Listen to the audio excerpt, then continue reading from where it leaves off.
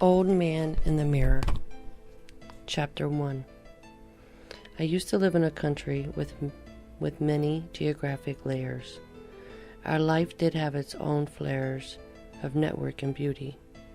Our race had been living there for many centuries, with the full support of juries, being very near and dear. Rich in happiness, our eyes were, so was the heart though. Everyone grew so congenial there, caring each other too. All seemed content with their lot, as if nothing was lost. Also rich were those who lived in a hut. Their joy was above the coast. As a child, I was also beside myself with joy, with no arrogant assumptions. Might be, I lived present regardless of any agonies. It is said past often attentuates are present.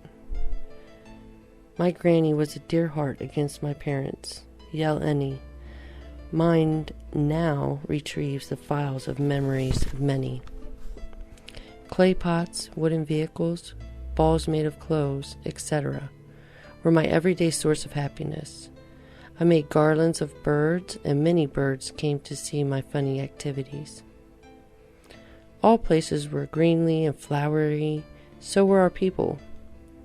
Sometime, I rode my dad around the front yard.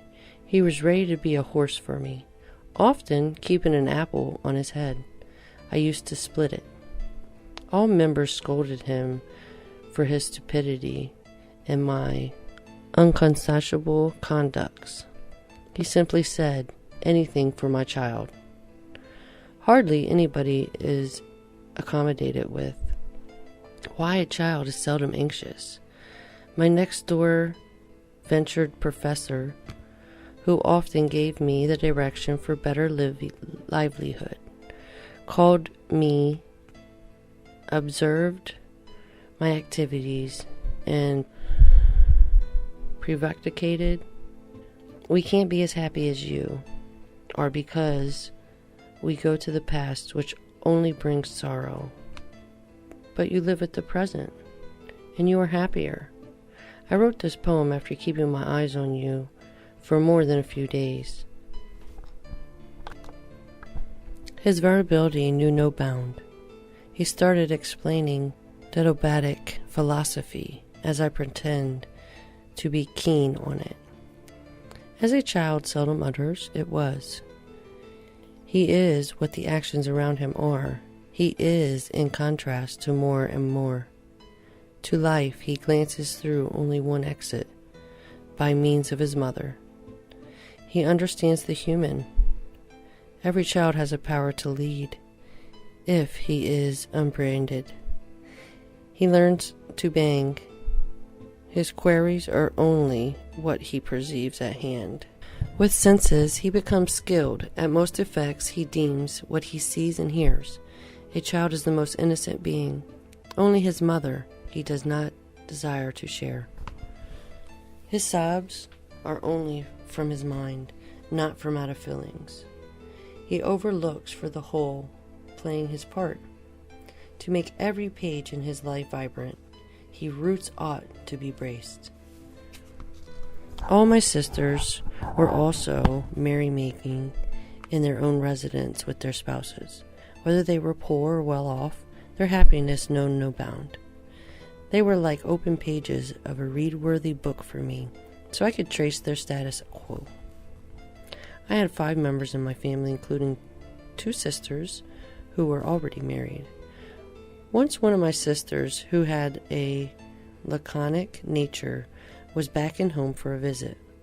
Her arrival, though not after a long time, brought more ecstasy in my house.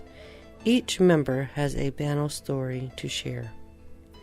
Her homesickness grew large as time went on, because of which she wanted to go back to her husband's home. I looked for some ways out to console her, so as I make her stay calm. I went to the professor for help. He handed me something written and told me to recite it in front of her. Sister, I have a poem. Can I read it, though? No sooner had finished asking than she said, "I have no time for your poem. I should get going," she said. She walked off cheerily, facing the rising sun. She said, "Long life for everyone." She was all the time culturally and religiously wounded. Seemingly on similar gaits, she came to me and patted on my back.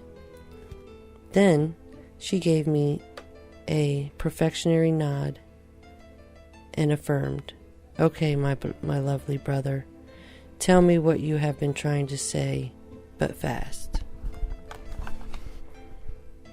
Then we went to our savior, oranges directly from the tree. We climbed up the tree and started eating oranges, so fresh and so juicy. Many children were there dancing as if butterflies were in the basking zone. How fast down turned dusk, we never made out. All countrymen, women, and children realized joy in their own way. Privileged few had material luxuries to enjoy, and those indigent and satisfactory means healthy relationships to have such elements. Our life was naturally, socially, and cruelty rich on its own kind.